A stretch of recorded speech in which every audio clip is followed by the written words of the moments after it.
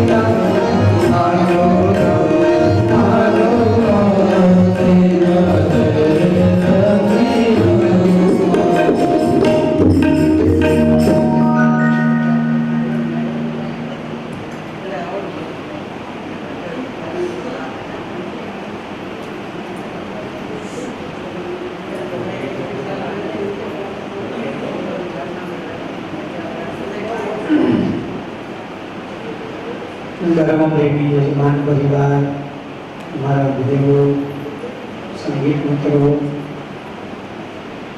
श्रीमद भागवत जी प्रथम स्कंदनो कथा दर्शन चाली रह्यो छे। भगवाने कुंताजी ने यथोचित मागणी पूर्ण करी। द्वारिका जवानो हतुं। द्वारिकामां पण द्वारिकावासीओ भगवानना स्वागतनी तैयारी करे छे। आ बाजु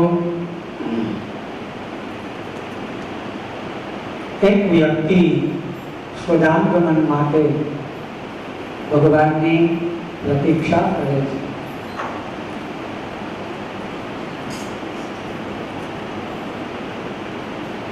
आ जग्याए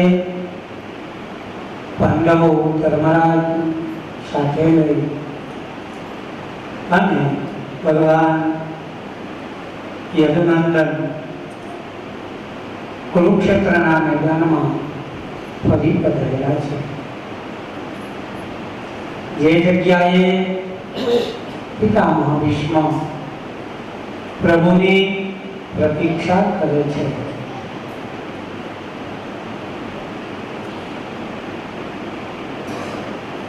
દાદાને વંદન કરી ભગવાનને આજ્ઞા આપી ધર્મરાજને કે તમે પિતામહ ભીષ્મની પાસે જ્ઞાન ગ્રહણ કરો। ધર્મરાજે ભીષ્મ પિતામહની પાસેથી રાજ્ય કેમ કરવું, રાજ્યની ગતિઓ, આ બધું જ્ઞાન લઈ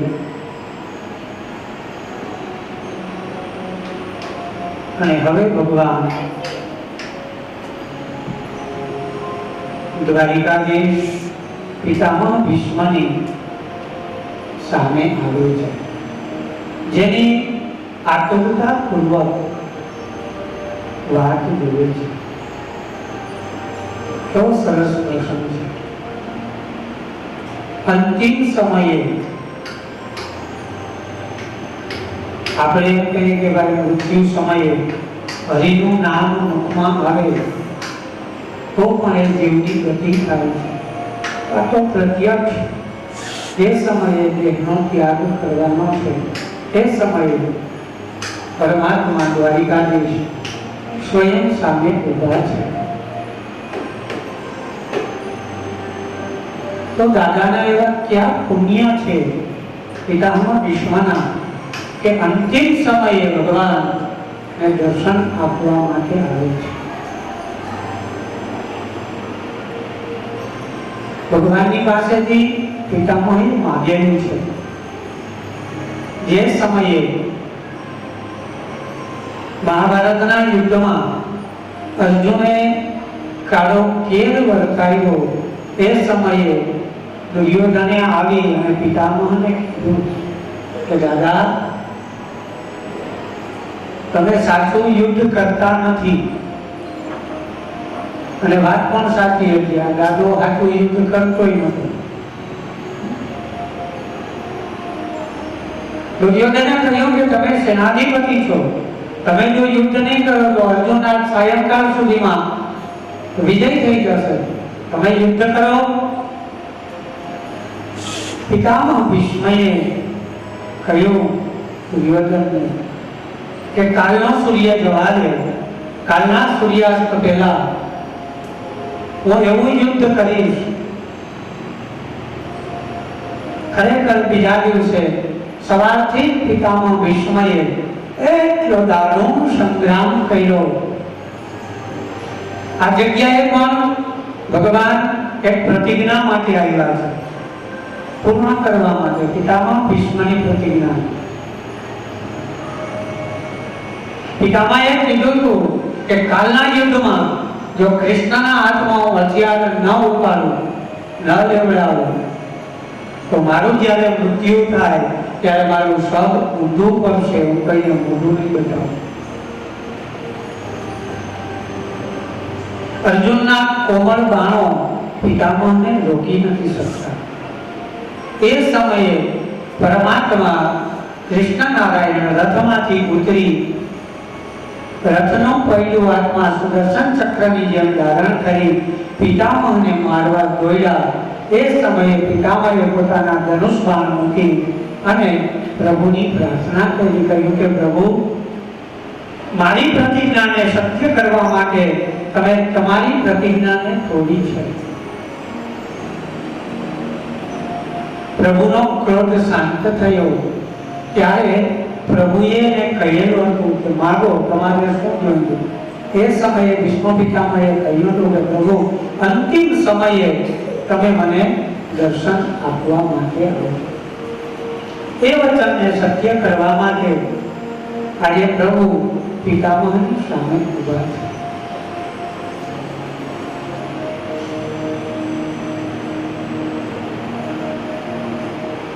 અંતિમ સમયે દર્શન તો ઠીક છે, જો હરિનું નામ લેવાય ને તોય બહુ સારી વાત છે. અને હરિનું નામ ક્યારે લેવાય તો કે જો આખી જિંદગી લીધું હોય તો, નહીંતર આશા નહીં રાખવાય. એક ગામમાં એક માજી હતા. આ માજી એટલા બધા ક્રોધી હતા કે કોઈ દિવસ ઠાકોરજીનું નામ નહીં લે. બે દીકરીઓ હતી. ગામમાં સત્સંગ હોય, બેનો બધા સત્સંગ કરે, માજીને બોલાવવા જાય એટલે માજી એના ઉપર ગુસ્સો કર્યો, જાય નહીં. ગામના માણસોએ કહ્યું કે માજીનું શું કર્યું, ત્યારે ભગવાનનું નામ ન લઈએ. થોડો સમય ગયો, માજીને તકલીફ, શારીરિક પીડા ચાલુ થઈ. ડોક્ટરને બોલાવ્યા. ડોક્ટરે આવીને કીધું ભાઈ હવે આ માજી વધીને 1 કલાક જીવશે. ગામના માણસોએ કહ્યું કે હવે તો આ 1 કલાક છે અને આપણે નામ એક લેવડાવી દઈએ તો આ માજીનું કલ્યાણ થઈ જાય. તમને પહેલા જ કીધું કે જો આખી જિંદગી લીધું હોય ને તો જ મૃત્યુ સમયે નામ યાદ આવે. આગળની કથામાં આવશે પ્રહલાદજીએ કહ્યું કો મારા માં કરે પ્રાર્થના. ભક્તિની શરૂઆત બાળપણથી જ કરવી. આખું ગામ ભેગું થઈ ગયું માજીના ઘરે. બધા કે માજી રામ બોલો, માજી માં તો બોલાવે. અથાગ પરિશ્રમો કર્યા પણ માજી રામનું નામ નહીં. કોઈએ કીધું એક કામ કરો ને, એના જમાઈનું નામ રામ છે, એને બોલાવી આવો, એને સામે ઊભો રાખીએ, પછી આપણે એને પૂછશું કે ભાઈ આ કોણ છે, કહેશે તો ખરા ને રામ, એમાં નામ આવી જશે. બોલાવ્યા, દીકરીને જમાઈ બે આવ્યા, સામે ઊભા રાખ્યા. ગામ બધું વાત જોવે, માજી એક વખત રામ બોલે. માણસોએ કીધું માજી સામે ઊભા છે એને ઓળખો છો? માજીએ કીધું કે હા. ગામ બારા રાજી થઈ ગયો, હા હવે તો હમણાં બોલશે રામ. કયું માજી કોણ છે? માજીએ કીધું ભાઈ હું એને ઓળખું છું, એ મારો જમાઈ છે. ગામના માણસોએ કીધું કે તો વાત બરોબર છે પણ એનું નામ? માજીએ કીધું કે મારો વજીનો વર. રામ ના બોલ્યું. તો આજે જિંદગી લેવાનું હોય તો જ યાદ આવે, નકર બેસી રહેશે. આશા નહીં રાખવાની. ભગવાન પિતામાં વિશ્વની સામે ઉભા અને નાનપણથી જો ભક્તિ કરેલી હોય. ઘણી જગ્યાએ અમે કથામાં જતા હોય, અમને બહુ આનંદ આવે. નાના નાના બાળકો ઘણી જગ્યાએ મેં જોયેલા છે, એટલા મસ્ત કથામાં બેઠા હોય, આપણે જોઈને આનંદ થાય. અને અત્યારના સમયમાં આ જરૂરી પણ છે. આ થોડું પકડી રાખવું. ગામડામાં હાથમાંથી ક્યારે સરકી જશે ને ખબર નહીં પડે. થોડું પકડી રાખવું. કારણ કે આપણા અભ્યાસક્રમમાં તો આ ક્યાંય ભણવામાં આવતું જ નથી કે છોકરાને ખબર પડે આ શું છે. ખરેખર રામાયણ અત્યારના સમય પ્રમાણે અને ભગવદ ગીતા આ પાઠ્ય પુસ્તકોમાં ખરેખર 4થા ધોરણથી એડ કરવાની જરૂર છે. ધર્મ તરીકે નહીં, પાઠ્ય પુસ્તક તરીકે. ધર્મ તો છે કે રામાયણનું પુસ્તક હાથમાં લેશે એટલે ખબર પડી જ જશે કે આને પગમાં છે ના મૂકાય, મસ્તક ઉપર જ રખાય. રામાયણનો આશ્રય લઈએ તો જીવતા આવડે, જીવન કેમ જીવવું. દુઃખની વાત તો એ છે કે હું હમણાં જ લોકડાઉન પહેલા જ જોઈને આવ્યો દુબઈની અંદર 4થા ધોરણથી ગીતાજી અને રામાયણ કે જે પાઠ્ય પુસ્તક સ્કૂલમાં આવી ચૂક્યા છે, કે જેને રામાયણ આરે કઈ લેવા દેવા નથી, તરફના છોકરાઓ એ અત્યારે આ ભણે છે. એ લોકોએ કબૂલ કર્યું કે અમારી છે ને મૂળ આમાં છે, આપણા શિક્ષણમાં ક્યાંય નથી. આપણે કોઈને કહેવાય છોકરાને ગીતાજી શીખાવે, ઘરને થોડો ભાવો કર્યો ગીતાજી ભણાવી. ગીતાજી ભાઈ જો બાબા તો અત્યારની આપણી કરુણતા એ છે, છોકરાને તમે પૂછો કે આ પિક્ચર એટલે એમ કહેશે કે આ તારીખે રિલીઝ થાય. તમે પૂછો રામને ભાઈ કેટલા હતા એટલે બી તારો માથું મનશે ખંજર એ ખબર નહીં.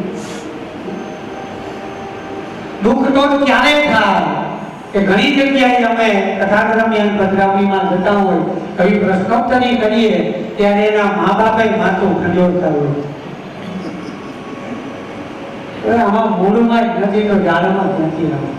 આ વાક્યને સિરિયસ કઈ સારી આવે એ ખબર હોય. થોડું ધ્યાન દેજો, નહીંતર આત્માથી નીકળી જશે ખબર નહીં પડે.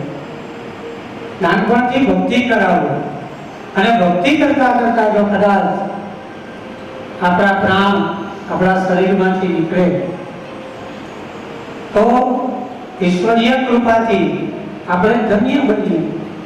પણ એ શરૂઆત નાનપણથી કરેલી હોય ને તો જ થાય, નહીંતર ના થાય. એટલા માટે નાનપણથી છોકરાઓને સાથે મંદિરમાં લઈ જાજો, કથા વાર્તામાં લઈ જાજો, એટલે એને ખબર પડે કે આ બધું શું છે. ભીષ્મ પિતામહ કહે છે કે શરૂઆત નારાયણથી કરવી.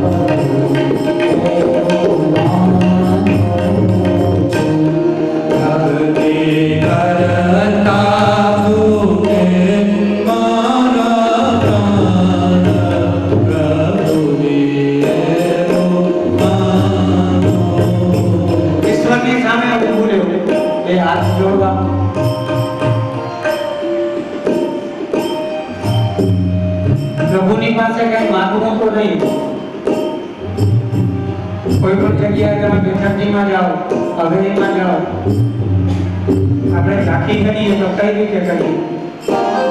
ઝાંખીનો પ્રકાર છે, મહાપ્રભુજીએ આજ્ઞા આપી કે ચરણારવિંદથી પ્રારંભ કરવો.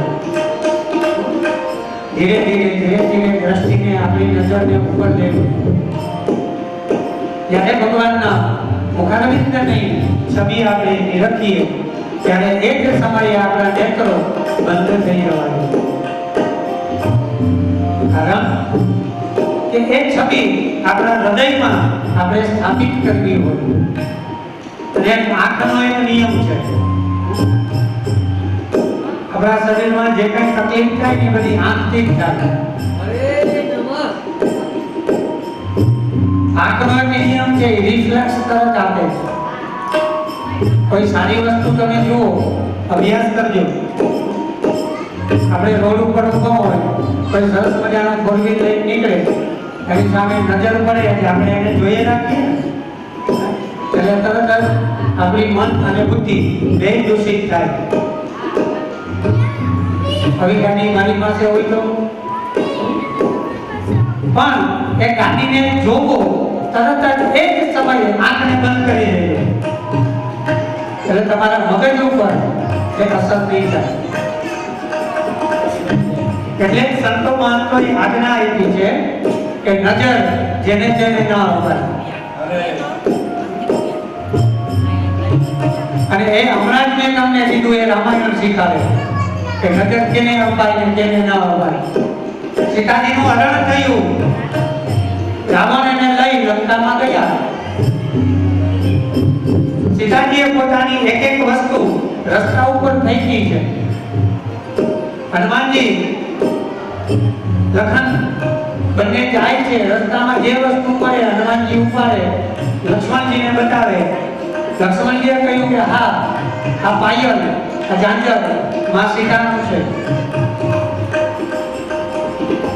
હાથની બંગડી દેખાડી, કહ્યું કે હા માની છે.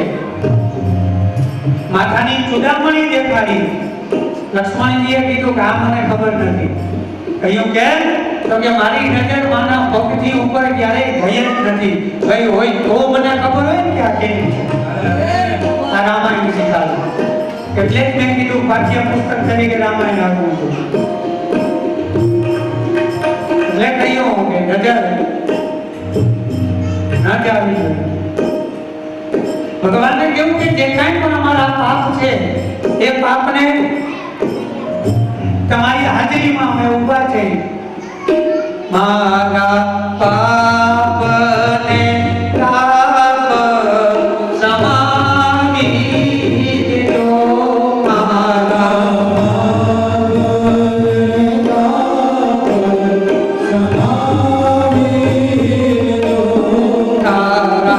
બાળકને દાસળ બનાવી દેજો.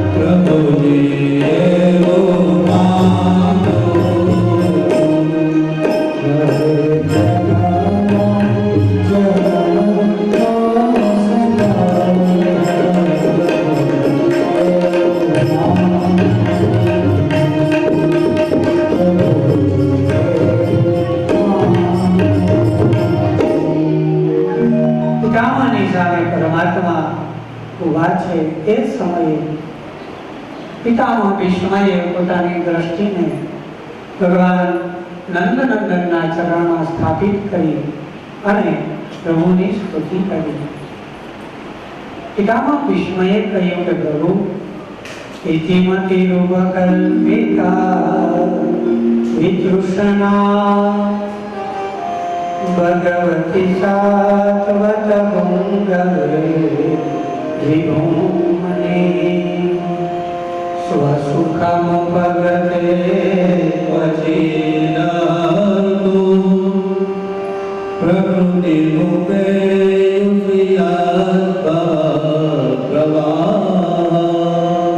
પિતામાએ કહ્યું કે પ્રભુ, મારી એક કુંવારી દીકરી છે, એને તમે પાણી ગ્રહણ કરો. આપણે વિચાર થાય કે પિતામાં ભીષ્મને ખૂબ પ્રતિજ્ઞા છે, બ્રહ્મચારી હતી, આ દીકરી ક્યાંથી આવી? પિતામાએ કહ્યું કે પ્રભુ, ઇતિ મતિ રૂપ, પ્રભુ આ મારી મતિ રૂપી આ મારી કુંવારી કન્યા મેં ક્યારેય કોઈને અર્પણ કરી નથી. તો આજે પ્રભુ હું તમને અર્પણ કરું છું, એનો તમે સ્વીકાર કરો.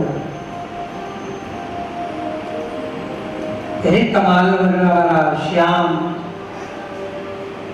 તમે અમારી મતિને સ્વીકાર કરો. ભગવાને કહ્યું કે પ્રભુ, મારી મતિ આ દીકરી હું તમને શું કામે આપું છું? તો કે તમારાથી સુંદર આ ભૂમંડળમાં કોઈ નથી. ત્રિભુવન કમનમ તમાલવર્ણમ રવિકરગૌ રવરાપરમ પ્રધાને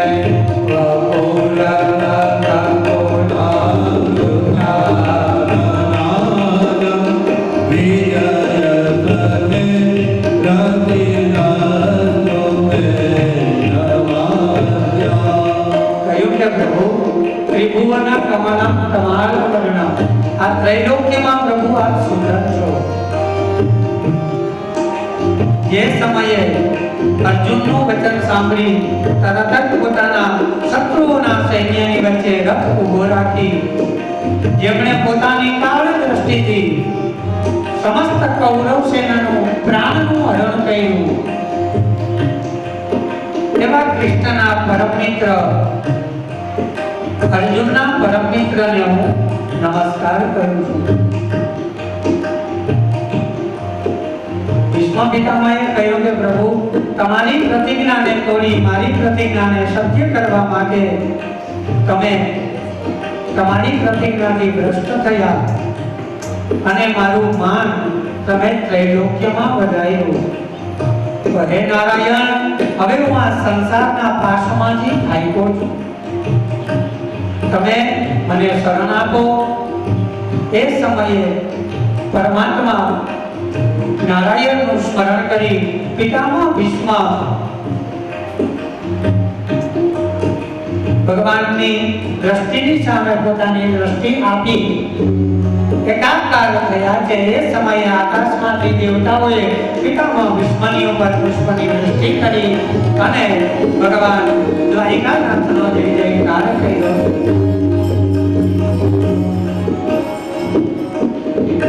પિતામહ ભીષ્મ સુધામગમન કરી અને ધર્મરાજનું રાજ્ય ભગવાનને એને સોંપી હવે પ્રભુ દ્વારિકામાં પધાર્યા છે. ઘણા લાંબા સમયથી પ્રભુ હસ્તિનાપુરમાં રોકાણા હતા. એ સમયે દ્વારિકાવાસીઓએ બધાએ સાથે મળી ભગવાનનું સ્વાગત કરવા માટે પણ તૈયાર હતા.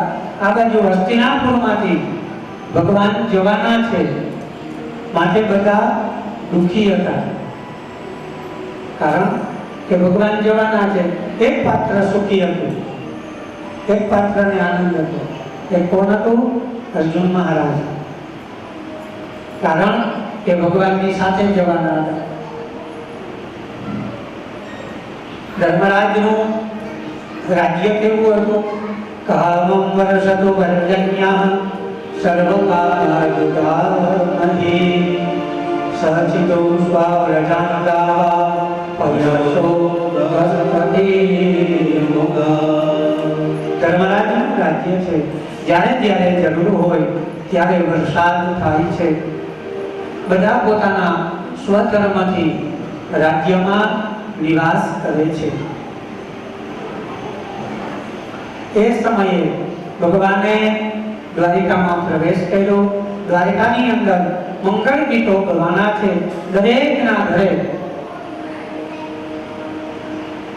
સ્વસ્તિ વાચન થયેલું છે, કુંભ મૂકેલા છે, ભગવાનનું સ્વાગત થયું. દ્વારિકામાં બધાને આનંદ થયો. અર્જુન મહારાજ પણ સાથે છે. ઘણો સમય રોકાણા. ત્યાર પછી તીર્થયાત્રા કરવાનો વિચાર કરે છે. આ બાજુ હસ્તિનાપુરમાંથી સમાચાર આવ્યા કે ઉત્તરાના ગર્ભમાંથી બાળકનો જન્મ થયો છે, તો એનું નામકરણ પણ કરવાનું છે. સભાની અંદર બધા બેઠા છે, સંતો મહંતો, પણ આ બાળક એ દ્રષ્ટિ કોઈને ખોજે છે, શોધે છે.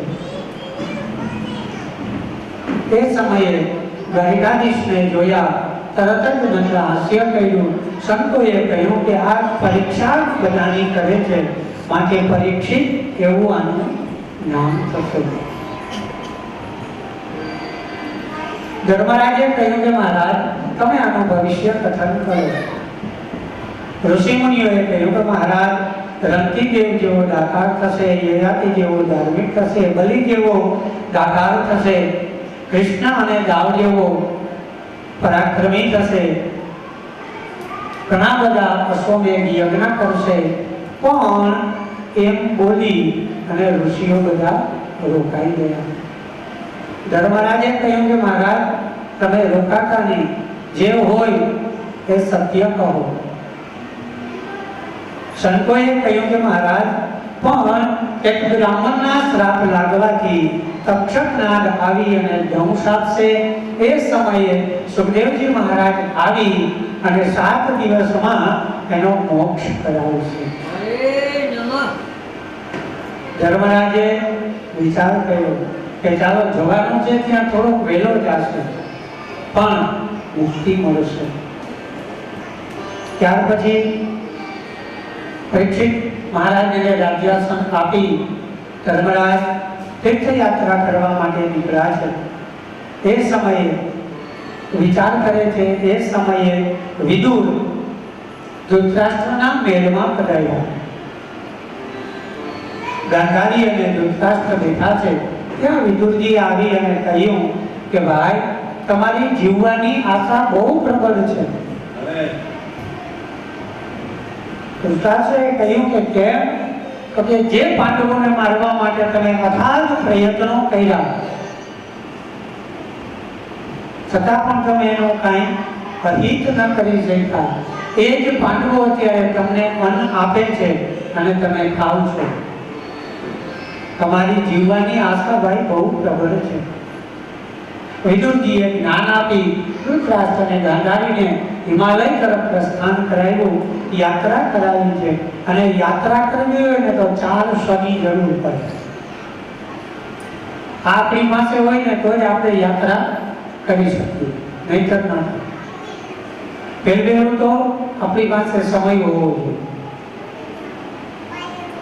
જે અત્યારના આ યુગમાં કોઈની પાસે નથી. ગમે એને પૂછીએ ભાઈ ટાઈમ ક્યાં? ટાઈમ તો મળવો જોઈએ. ગમે તમે 5 વર્ષના બાળકને પૂછજો, ઓબ્ઝર્વ કરજો. 5 વર્ષનું બાળક હોય ને બોલતા આવડી ગયું, સ્કૂલે જતું એને પૂછજો બેટા અહીંયા આવતો, એ કહે છે ટાઈમ નથી. તારી બોલી ગઈ તારે કેમ ત્યાંથી એવો નથી ફોન આવે? ટાઈમ નથી. પહેલો સમય. બીજી સંપત્તિ. યાત્રા કરવી હોય તો આપણી પાસે કંઈક સંપત્તિ પણ જોઈએ ને, એમને યાત્રા. ત્રીજું સ્વાસ્થ્ય. આપણું શરીર નિરોગી હોવું જોઈએ, સ્વાસ્થ્ય સારું હોવું જોઈએ. અને ચોથું શ્રદ્ધા. કોઈ પણ જગ્યાએ તમે જાઓ, એ જગ્યાએ જો તમને શ્રદ્ધા વિશ્વાસ ન હોય તો યાત્રા થતી નથી. માત્ર ને માત્ર તમે પર્યટન માટે જાઓ છો, યાત્રા માટે ને ધૃતરાષ્ટ્ર અને ગાંધારી ત્યાંથી હિમાલય તરફ યાત્રાનું પ્રયાણ કર્યું. આ બાજુ યુધિષ્ઠિર મહારાજ પોતાના નિત્યક્રમ પ્રમાણે સવારે જાગૃત થઈ પોતાની સંધ્યાવંદન કરી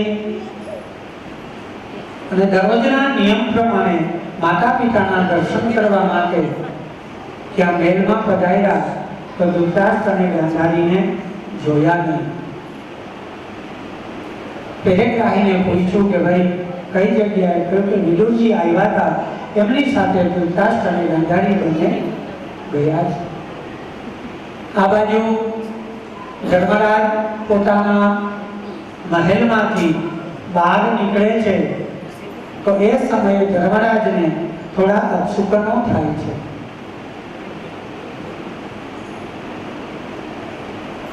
ધર્મરાજે જોયું તો ધર્મરાજને બધી દિશાઓ નિસ્તેજ દેખાણી. જાણે દિશાઓમાંથી રુધિર લોહી પડતું હોય એવું દેખાણું. ગામની અંદર નગર યાત્રામાં નીકળ્યા તો ગધેડા કૂતરાઓ આ બધા ધર્મરાજની જમણી બાજુથી પસાર થવા લાગ્યા. થોડે આગળ ગયા તો સૌભાગ્યવતી સ્ત્રી એને સામે મળી, પણ એના કપાળમાં કે મસ્તક ઉપર કે હાથમાં કોઈ પણ જાતના સૌભાગ્યના ચિહ્ન નહોતા. ધર્મરાજે વિચાર કર્યો કે આટલું બધું મને આજે અપશુકન કેમ થાય છે? તે સમયે મહેલમાં આવી અને જોયું એક થાંભલાને બથ ભરી અને અર્જુન ઊભા ઊભા રુદન કરે છે. ધર્મરાજે આવી અને પૂછ્યું અર્જુનને, કહ્યું ભાઈ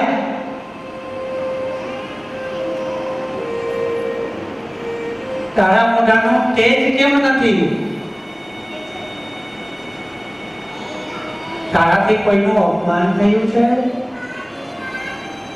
અથવા તો તારી પાસે કોઈ આશ્રય લેવા આવ્યું હોય અને તું એને આશ્રય નથી આપી શક્યો? 7 માસ જેવો સમય અર્જુન દ્વારિકામાં રોકાણા હતા. ધર્મરાજે પૂછ્યું કે ભાઈ દ્વારિકામાં તારું કોઈ અપમાન કર્યું? તું નિસ્તેજ કેમ છો? અર્જુન કઈ બોલતા નથી. ધર્મરાજ બાજુમાં આવી અને અર્જુનને કહ્યું કે ભાઈ શું થયું? તે સમયે અર્જુને કહ્યું કે મહારાજ વંચિતો હમ મહારાજ હરિના બંધુરૂપિણા યેન મે પહરતં તેજો દેવ વિશ્વમાં પરમ યસ્ય ક્ષણ વિયોગેન લોકો પ્રિયદર્શના ઉગ્રયના રહિતો યેષા મૃતકા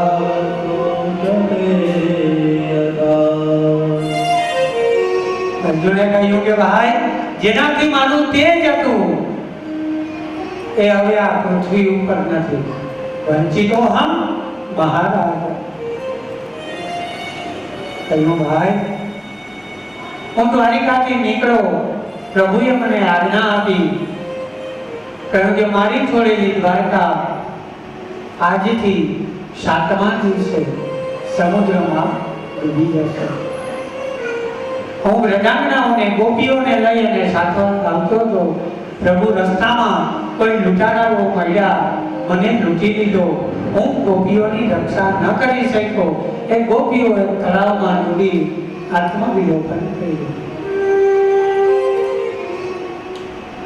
ધર્મરાજે કહ્યું કે તારી પાસે તારું ગાંધીવ નહોતું, ધનુષ્ય નહોતું?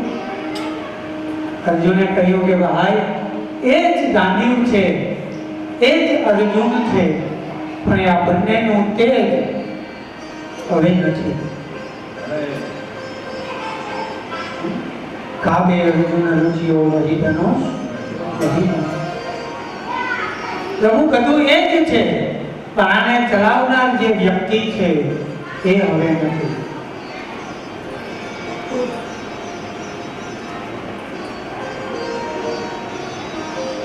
અર્જુને કહ્યું કે ભાઈ, ભગવાનની હાજરીમાં ભગવાને આપણી રક્ષા કરી. કેટલી જગ્યાએથી? તો કે લાક્ષાગ્રહમાંથી યુદ્ધમાં જે સમયે પાંડવો યુદ્ધ ક્રીડા ભવનમાં બેઠા જુગારણીમાં, એ સમયે અર્જુન યાદ કરે છે, કહ્યું કે ભાઈ, યુદ્ધની અંદર આપણે બધું જ હારી ગયા. પોતાની જાતને હારી ગયા પછી દ્રૌપદીજીને દાવમાં લગાવ્યા. ખરેખર પોતાની જાતને હારી ગયા પછી તો બીજા કોઈને દાવ ઉપર લગાડી ન શકે, છતાં પણ લગાવ્યા. એ સમયે રજસ્વલા દ્રૌપદી એક વસ્ત્રમાં છે, એ સમયે દુશાસન એના વાળ ખેંચી અને સભાની અંદર લઈ આવી એના વસ્ત્રનું હરણ કર્યું. એ સમયે ભગવાન દ્વારિકાધીશે આવી 16,100 વસ્ત્ર ચીર પૂર્યા. અર્જુને કહ્યું કે પ્રભુ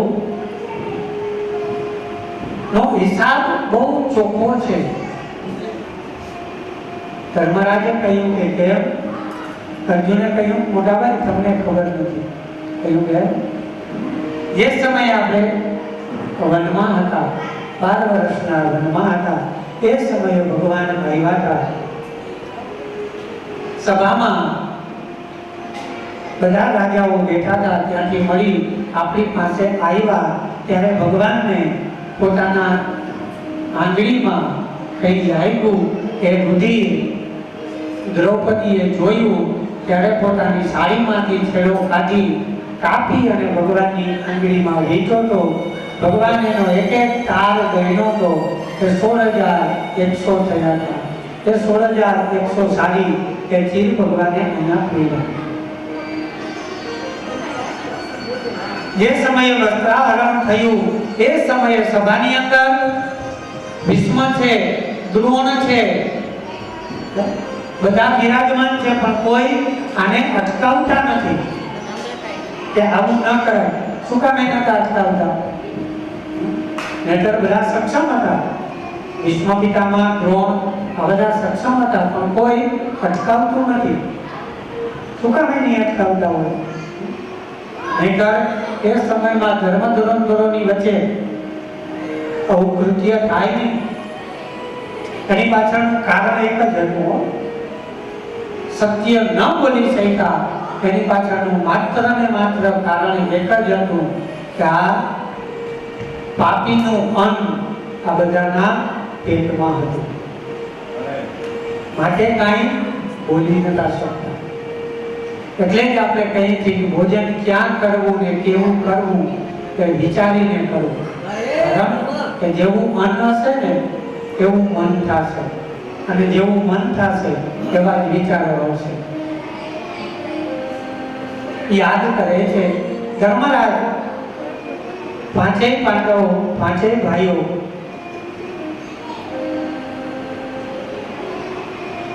ભગવાન સ્વધામગમન થયું છે સાંભળી દુઃખી થયા.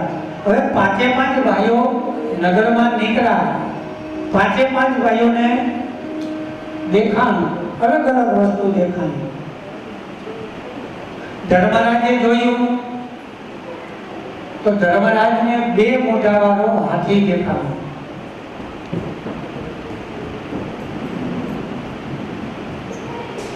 ધર્મરાજે જોયું કે 2 મોઢાવાળો હાથી. ભીમસેનને પૂછ્યું કે ભાઈ તને કાંઈ દેખાય છે? ભીમસેને કીધું કે મને દેખાય છે ગાય વાછરડીને ગાવે છે. અર્જુનને પૂછ્યું કે ભાઈ તને કાંઈ દેખાય છે? અર્જુને કહ્યું કે હા, મને દેખાય છે 3 કુવાઓ છે. એમાં આજુબાજુના બે કૂવામાં પાણી નથી, પણ વચ્ચેના કૂવામાં પાણી છે. નહીંતર બાજુબાજુમાં 3 કૂવા છે. નકુલે કહ્યું કે પર્વત ઉપરથી મોટો કોઈ એક પથ્થર આવે છે, એક નાનું ઘાસનું તણખલું આડું આવે અને મોટી શિલા ઊભી થઈ ગઈ છે.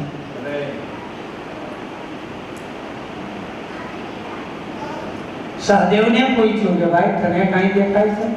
સહદેવે કહ્યું કે હા, મને દેખાય છે કે મરદા ઉપર, એક સૌ ઉપર એક પક્ષી બેઠું છે અને એના મોઢામાં વેદના પુસ્તકો છે. સોનકાદિક ઋષિમુનિઓનો પ્રશ્ન કે મહારાજ આમાં કઈ સમજાણું નહીં, આનું સ્પષ્ટીકરણ કરો. આ બે મોઢાવાળો હાથી, આમાં કઈ સમજાતું નથી, થોડું સ્પષ્ટીકરણ કરો. સુતજી મહારાજે કહ્યું કે સાંભળો, ધર્મરાજને દેખાણો બે મોઢાવાળો હાથી. આ બે મોઢાવાળો હાથી કોણ છે? અત્યારનું રાજકારણ. બોલે કાંઈ, કરે નહીં. કયા બે મોઢા?